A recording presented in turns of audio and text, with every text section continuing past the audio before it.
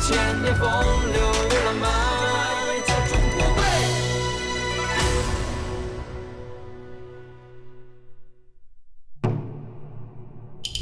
Found in a royal tomb from the Warring States period more than 2,300 years ago, this could be the oldest vintage in the world.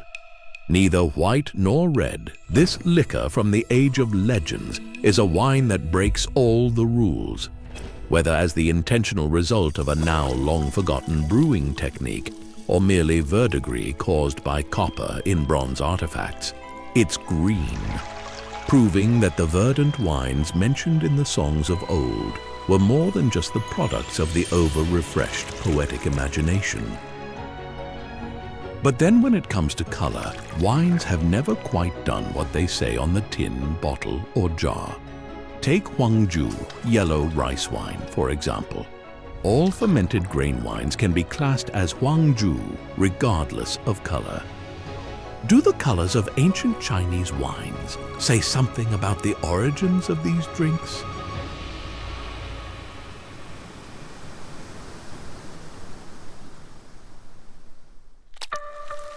This is the microscopic hero of brewing, Aspergillus oryzae. In its early stages, its wind-carried dust-like spores are yellow-green, reminiscent in hue of tender willow leaves in spring. For that reason, there's a color in Chinese culture named after it, yeast dust color. The use of this yeast is the defining feature that sets Chinese huangjiu apart from other grain-based wines worldwide. This method uses grains to create a cultivation environment with the right temperature and humidity to allow brewing microorganisms, such as Aspergillus oryzae, to thrive. The mold breaks down the starches in the grains, converting them into sugars that serve as food for the yeast. The yeast then ferments these sugars, transforming them into alcohol. Together, these elements do the heavy lifting of the brewing process. The earliest Chinese agricultural encyclopedia, Xiangyang, or Essential Techniques for the Welfare of the People, indicates that as early as 1,500 years ago, the Chinese were able to identify the different microorganisms that make up brewers' yeasts by their distinct colors. Yeast is the backbone of wine. Different types of yeast imbue each variety of wine with its unique character. Wild huangjiu, which is cultured on wheat and other ingredients, imparts the rich flavor that gives baijiu its mellow, aromatic character. Xiaoqiu, or brewer's yeast, is based on rice and is responsible for the soft, mild flavor of huangjiu. During the southern Chinese monsoon season, water vapor is in abundance. This, in conjunction with the high temperature, transforms the region into a natural fermentation tank. The challenge for brewers and winemakers is to nurture the growth of the microorganisms in the brewer's yeast, whilst simultaneously preventing contamination from unwanted bacteria. In Shaoxing, the key ingredient for creating brewer's yeast is water from Jianhu Lake. Water freshly drawn from the lake, pure and rich in minerals, will be ideal for growing brewer's yeast. A plant known as red knees herb is also vital. Containing growth hormones required by various brewing molds, it is added to early indica rice and Jianhu Lake water and mixed. The precise recipe and ratio of ingredients is a secret that brewers guard closely. On it depends the uniqueness of their creations. Yeasting is the step that imparts the yeast its essence. By grinding aged brewer's yeast into powder and sprinkling it onto freshly made yeast balls, microbial communities are transferred to the new batch. This ensures continuity with ancestral strains of brewer's yeast, many of which are centuries old.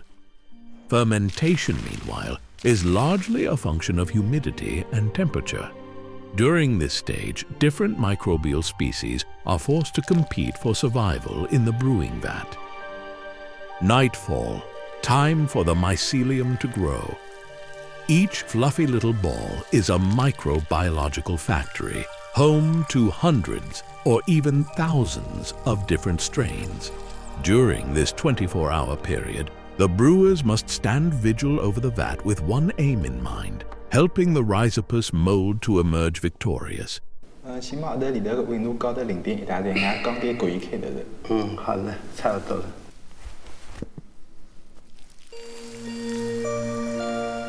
So it is that the brewers are able to create optimal conditions for the Rhizopus and other brewing molds to soldier on and win through. At the same time, dynamic interaction between microbial colonies further modifies the environment, making it increasingly suitable for brewing. Over the course of more than 2,000 years of brewing history, humans, microorganisms, and the environment have interacted and harmonized with each other. The result is the complex yet stable microbial community that imparts the unique flavor of Shaoxing huangjiu. When the yeast is ready, silence falls over the brewery. To know when the time is ripe for the next step, they must listen out for certain season cues.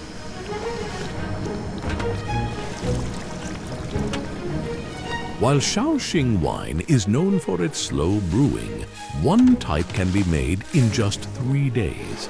The fast-paced liquor known as Xiangyang.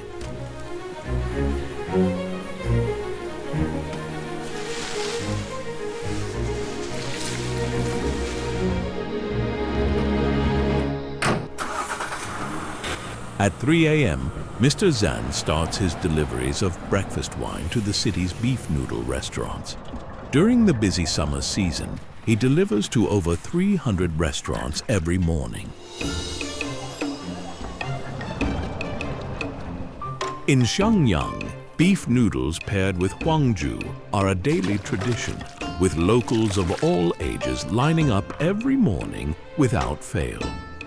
The city boasts over 4,000 noodle restaurants, with more than 50 tons of huangjiu consumed daily within the city proper. Why do they hurry to drink so early in the morning? The people of Xiangyang say it's because the wine is freshest then. Its flavor evolves quickly. Morning and evening batches can taste quite different, even within a single day. Wait a minute. Why is this huangjiu milky white?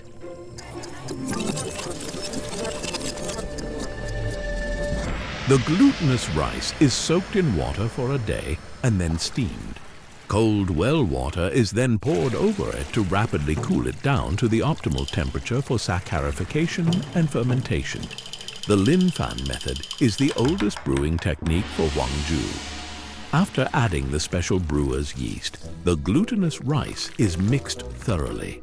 A hole is made in the center of the rice. 24 hours later, the wine pit is filled with liquid that has seeped out from the surrounding rice. The starch in the rice breaks down into a large number of suspended particles, which are stirred up by the carbon dioxide released by the active yeast.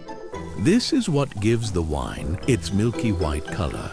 At this point, fermentation is artificially halted. Because the wine is not aged, it doesn't undergo the Maillard reaction that would otherwise turn it amber-colored. There's no need to sterilize because thanks to the short fermentation time, unwanted microbes don't get the chance to grow. Xiangyang locals cherish its fresh, sweet, and sour taste. This painting, titled Filtering Wine, depicts a friend visiting the renowned poet Tao Yuanming, who'd just finished brewing new wine. He removes his headscarf and uses it to filter the wine. In Xiangyang, wine is more than a drink. It's a legacy of the Han and Tang dynasties.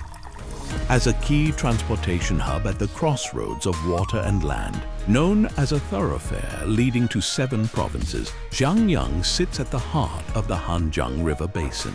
Ships sail by day, unloading cargo at night. After a long shift, merchants and workers would turn to a bowl of huangjiu to unwind. It was this bustling dockside culture that fueled Xiangyang's deep appreciation of wine, preferably freshly brewed wine. But though the wine of Xiangyang is a drink for common folk, it was never overlooked by the great and the good, especially the poets. For example, Meng Haoran extolled grain crops over wine with his friends, while according to Du Fu, a bright day calls for song. One must indulge in wine. Li Bai, meanwhile, famously declared, "I'd drink up 300 cups every day." Hakka rice wine, traditionally made by women, was once prepared by mothers for their daughters after childbirth as a tonic for the first month. The traditional ingredients for Hakka rice wine are unhulled glutinous rice. Compared to polished rice, it is richer in vitamins, minerals, and dietary fiber. After the rice is steamed, it is spread out on bamboo mats to cool to the proper temperature, and then mixed with huangjiu to aid fermentation. This method of spreading the steamed rice is commonly used in home brewing. The Hakka people also add red yeast rice, which has significant medicinal value and is only found in the southern regions, particularly in the mountains of Fujian, Guangdong, Zhejiang, and Jiangxi provinces. Thanks to the influence of the red yeast rice, the end product has a distinctive, vibrant red hue.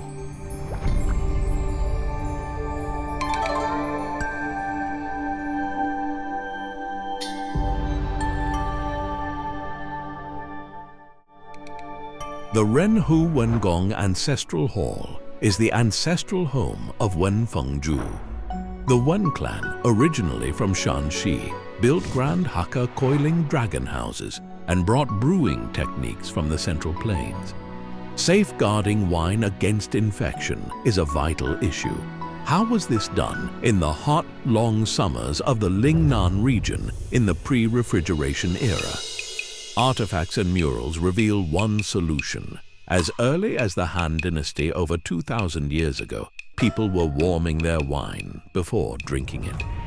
The fire roasting method is believed to have originated from the Song Dynasty's fire pressing method. The wine was heated in a clay jar over a low flame. This both clarified the wine by removing impurities and enhanced its aroma. In fact, this sterilization technique resembles pasteurization, which was developed in the West in the 19th century.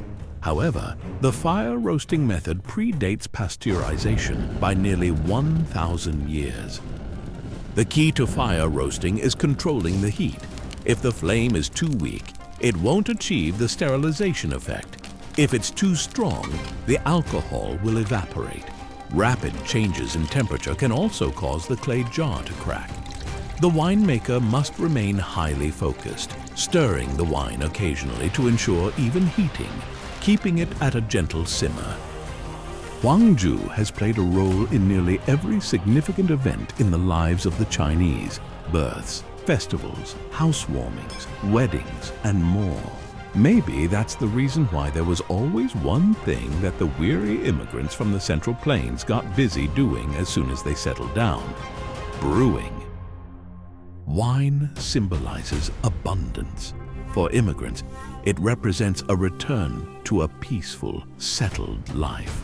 This was especially so for the wandering Hakka people who found the flavor of the wine they imbibed ingrained in their very souls.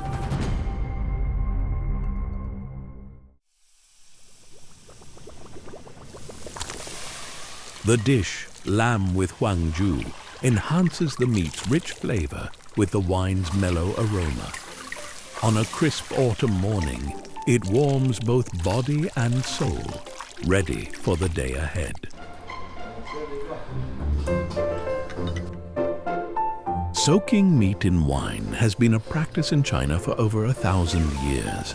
Equally ancient is the bright yellow hue of the wine. Wang Jianping is an inheritor of the intangible cultural heritage of Linxia Huangjiu brewing techniques, still using the ancient pressing method to filter the wine. Inside the stone trough of the wooden press lies the secret to the complex flavor of Linxia huangjiu. Its main ingredient is not just one grain. Proso millet, the key component, distinguishes northern huangjiu from its southern counterpart. In the humid south, where rice thrives, glutinous rice is the primary brewing grain. In the drier north, proso millet was once the staple crop before wheat became more prevalent. In addition to Ningxia Hui Autonomous Region's ancient proso millet, Linxia huangjiu uses wheat from the Xinjiang Uyghur Autonomous Region, barley from the Heji Corridor, rice from the Guangdong Plain, and highland barley from the Gannan Tibetan Autonomous Prefecture. Why are its ingredients so varied? Linxia Hui Autonomous Prefecture, formerly known as Hezhou, lies at the crossroads of the Qinghai Xizang and Loess plateaus, a key strategic point on the Southern Silk Road with military significance. The region's earliest administrative district, Fuhan County, was established during the Qin dynasty in the 3rd century BC. Fu refers to the drumstick of a war drum, and Han means rare. Together, the name symbolizes the people's yearning for peace, a sentiment likely shared by the soldiers stationed on the frontier. It's easy to picture the scene. Surrounded by vast deserts, men far from home soothed their hearts with home-brewed hometown wines to the sound of local music. But the truth is that it was not the wine that brought true solace, but time. Today, Linxia, true to its original name, has become a place of harmony, where 42 ethnic groups live together peacefully. The days of warfare now seem like a distant memory, until, however, we come across something from 5,000 years ago. This is local Majayao painted pottery. It's noteworthy that it features 4 spouts, because this enabled several people to drink together from the same vessel. The likelihood is that it was used to symbolize equality and sincerity among tribal leaders when they formed alliances.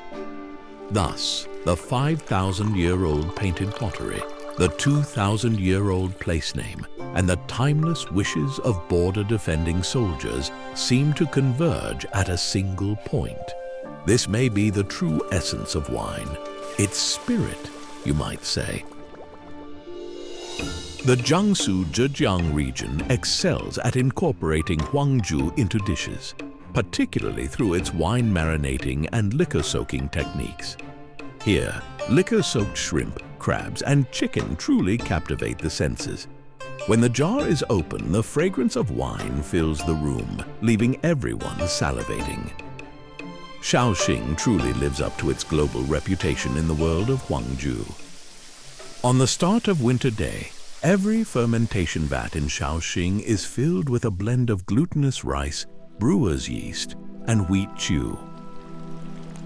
As the temperature of the grains inside the vats rises, subtle sounds begin to emanate from deep within. It's the sound of life, the sound of yeast yearning to breathe free, fresh air. It's a crucial moment. With a new wine about to be born, the winemakers have a literally vital task to oversee. The critical step in the winter brewing process, stir cooling.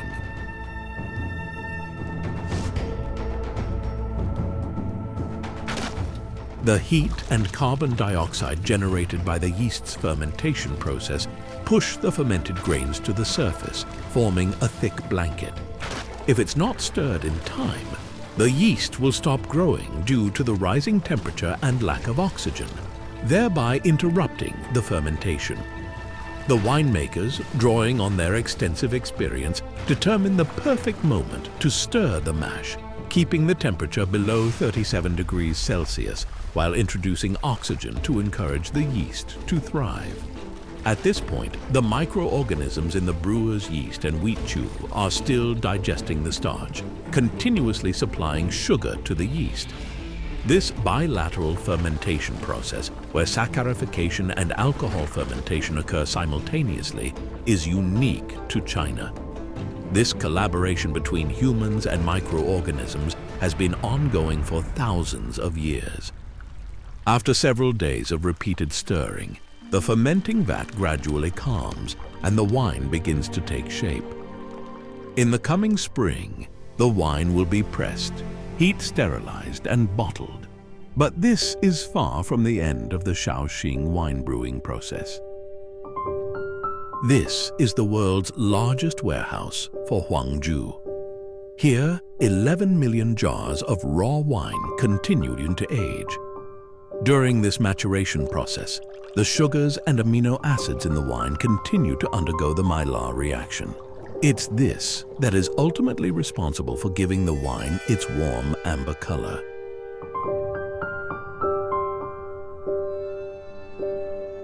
These wines will quietly age here for 10, maybe 20 years. The longer they age, the richer their aroma becomes. In the secret recipe of Shaoxing huangjiu, the most precious ingredient is time itself. Over 10,000 years ago, the ancestors of the Chinese planted the world's earliest rice along the Yangtze River. Today, at the confluence of river and sea, huangjiu with an entirely new hue is flowing. Ancient rice is embarking on a journey that is both familiar and new. The careful control of temperature and humidity reflects the wisdom of China's ancestors, while modern microbiological technology ensures the wine's purity, enabling the innovation and cultivation of unique strains with distinct flavors. If brewing is a journey, then huangjiu has traveled this path for thousands of years, continually evolving and renewing. Science has entered this ancient tradition, bringing the crisp clarity of Jiangsu Zhejiang huangjiu, while the elegance bestowed by time remains eternal. For 5,000 years, huangjiu has accompanied the Chinese through moments of indulgence and tenderness. It embodies the joy of shared toasts, as in "My new brew gives green glow," the solitary pleasure of "To invite the moon I raise my cup," the carefree spirit of "For the rest of my life on the sea I would float," the boldness of an autumn maneuver in the field, and the tradition of drinking while contemplating life. Whenever people gaze at the sky with a wine cup in hand, they're transported back in time to the Old South or the northern frontier. There, under that eternal moonlight, they may even have the fortune to chance upon the ancient poets Li Bai or Su Shu. So, let's drink to huangjiu all that it represents, to China, past, present, and future.